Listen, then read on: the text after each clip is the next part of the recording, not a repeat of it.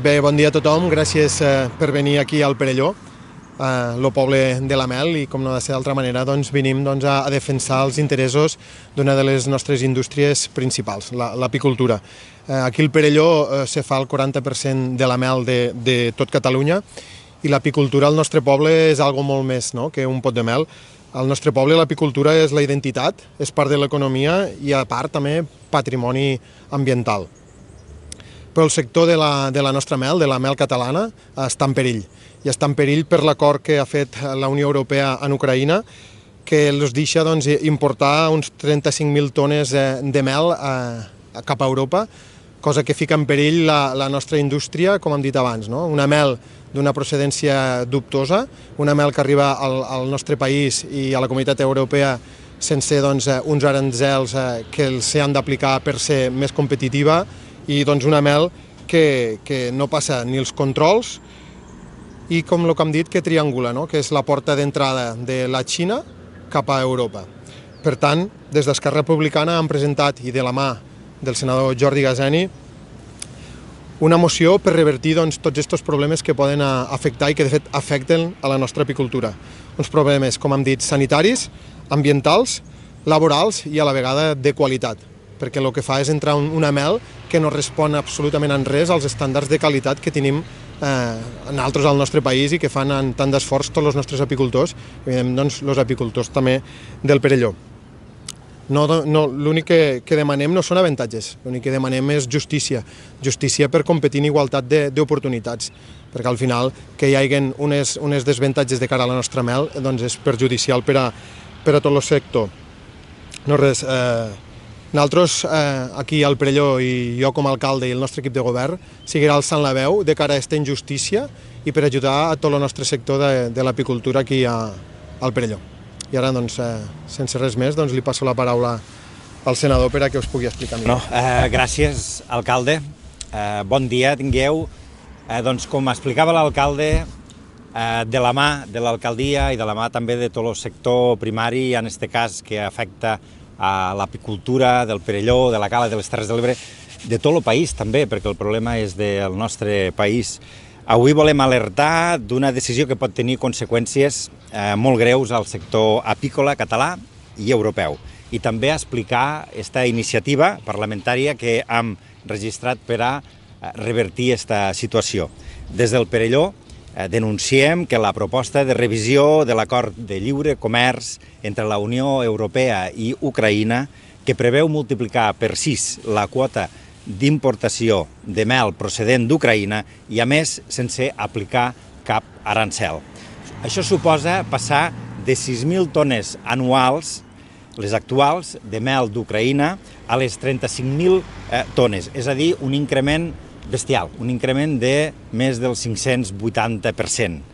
I cal dir que el preu mitjà de la mel importada des d'Ucraïna és de €1,75 el quilo, mentre que el cost de producció per als apicultors catalans supera els €3 per quilo. Això, evidentment, com us podeu imaginar, té un gran impacte perquè se sumaria a la crisi estructural que ja pateix el sector apícola català derivada de la sequera, la falta de floració, la presència d'espècies invasores, com coneixeu, de la vespa asiàtica, i de malalties que són sense tractaments eficaços, fet que ha comportat una caiguda de la producció i una reducció dels ingressos dels productors.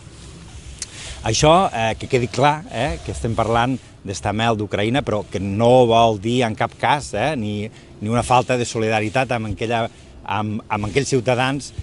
d'Ucraïna que ho estan passant malament i que nosaltres tenim aquí també i que comparteixen amb nosaltres, sinó que estem parlant de protegir un sector davant un acord europeu amb Ucraïna injust que posa en perill el nostre sector. Que Ucraïna exporti més mel de la que produeix ha provocat també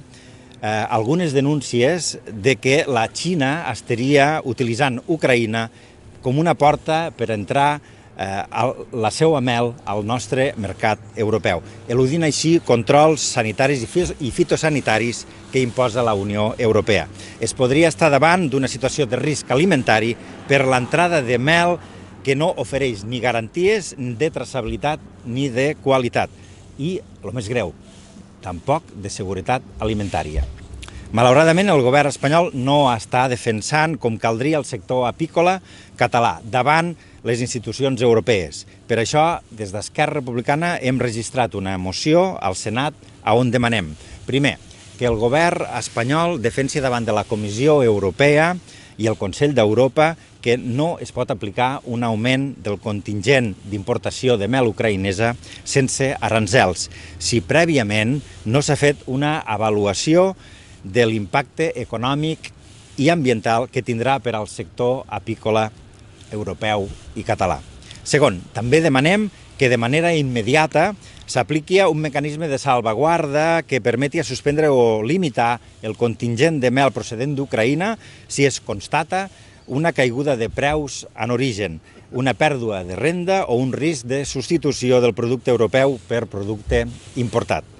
També que s'investiguin les possibles triangulacions, com hem explicat, i irregularitats comercials en les exportacions de mel d'Ucraïna i de la Xina a Europa, reforçant els mecanismes de traçabilitat, d'inspecció i certificació a les fronteres exteriors. Que s'augmentin els controls per detectar mel adulterada o barreges fraudulentes, incrementant els recursos humans i tecnològics, així com la coordinació amb laboratoris especialitzats. I, per últim,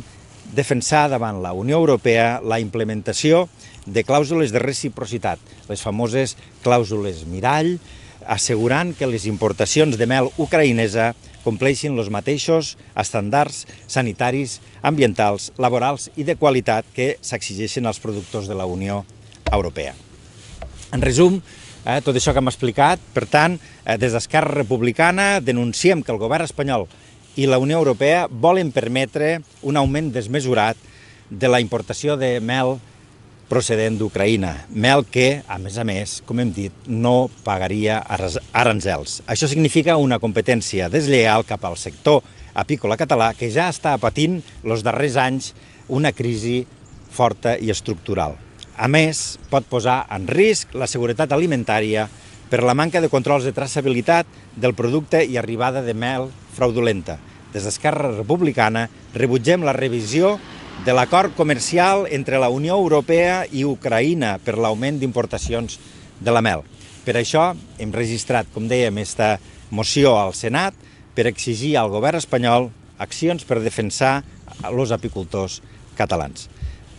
Per acabar de fer aquest resum, del que demanaríem al govern espanyol seria no aplicar l'augment de la importació de mel d'Ucraïna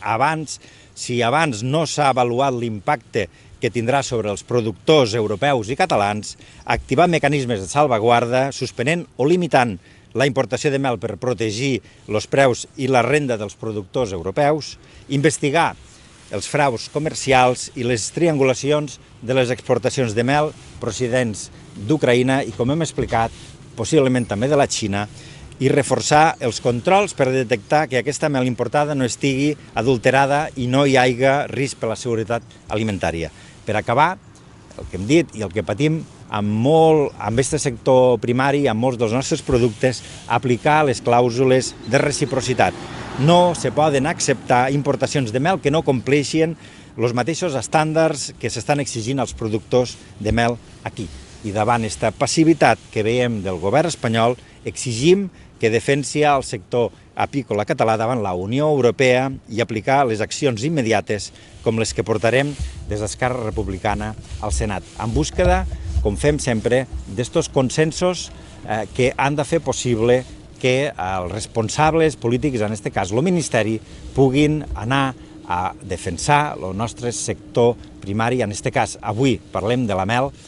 a Europa, allí on prenen decisions comercials, allí on prenen decisions que afecten de forma molt dràstica la nostra producció. Esta vegada és la mel, com sabeu, estos dies també estem parlant de la mar, de la pesca, estem parlant de que necessitem utilitzar aquestes eines, totes les eines que tenim, en aquest cas el Senat, com a cambra territorial, on podem també incidir, on podem fer control al govern, on podem utilitzar la nostra força per a que els ministeris